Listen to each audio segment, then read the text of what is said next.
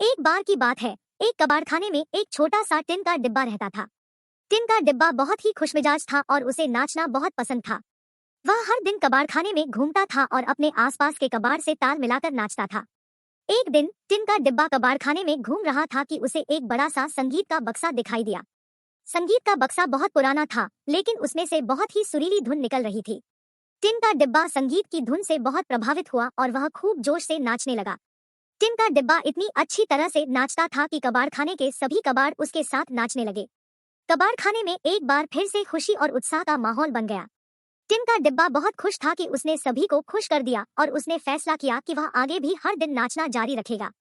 Tin का डिब्बा सभी को यह सिखाता था कि हर किसी में कोई न कोई खूबी होती है और हमें अपनी खूबियों को पहचान कर दूसरों को खुश करना चाहिए।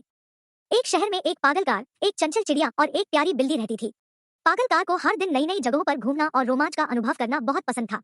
चिड़िया को ऊंचाइयों से उड़ान भरना और आसपास के नजारे देखना बहुत अच्छा लगता था। बिल्ली को नए दोस्त बनाना और उनके साथ खेलना बहुत पसंद था। एक दिन पागलकार, चिड़िया और बिल्ली ने मिलकर एक रोमांचकारी एडवेंचर पर जाने का फैसला किया। वे शहर से बाहर निकलकर जंगल की ओर चल पड़े। जंगल में घूमते घूमते उन्हें एक बड़ी सी गुफा दिखाई दी। गुफा के अंदर जाने का रास्ता बहुत अंधेरा और घुमावदार था। पागलकार, चिड़िया और बिल्ली ने हिम्मत करके गुफा के अंदर जाने का फैसला किया। गुफा के अंदर उन्होंने कई तरह के अजीबोगरीब जीव देखे और कई तरह के खतरनाक रास्तों से गुजरे। आखिरकार वे गुफा के सबसे अंदरूनी हिस्से में पहुंच गए। वहां उन्होंने एक चमकते हुए हीरे को देखा। हीरे को देखकर पागलकार, चिड़िया और बिल्ली की खुशी का ठिकाना नहीं रहा। उन्होंने हीरे को उठा लिया और गुफा से बाहर निकल आए। वे शहर लौट आए और अपने एडवेंचर के बारे में सभी को बताया।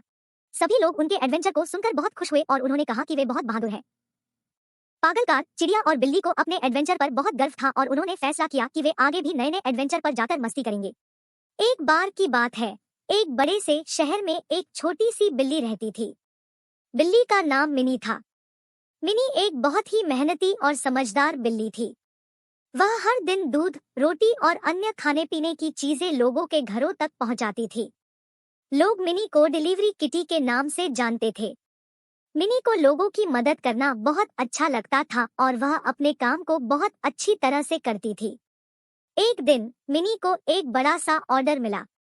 उसे एक बड़े से घर में दूध, रोटी, सब्जियां और फल पहुंचाने थे। मिनी ने बहुत सावधानी से सब कुछ पैक किया और घर की तरफ चल पड़ी। रास्ते में मिनी को एक छोटा सा बच्चा रोते हुए दिखाई दिया। बच्चा भूखा था और उसे खाने के लिए कुछ नहीं मिला था। मिनी ने बच्चे को दूध और रोटी दी और उसे बहुत खुशी हुई। मिनी को बच्चों से बहुत प्यार था और वह उनकी मदद करना हमेशा तैयार रहती थी। मिनी की ईमानदारी और मेहनत से सभी बहुत प्रभावित थे और वह शहर की सबसे प्यारी और लोकप्रिय डिलीवरी किटी बन गई।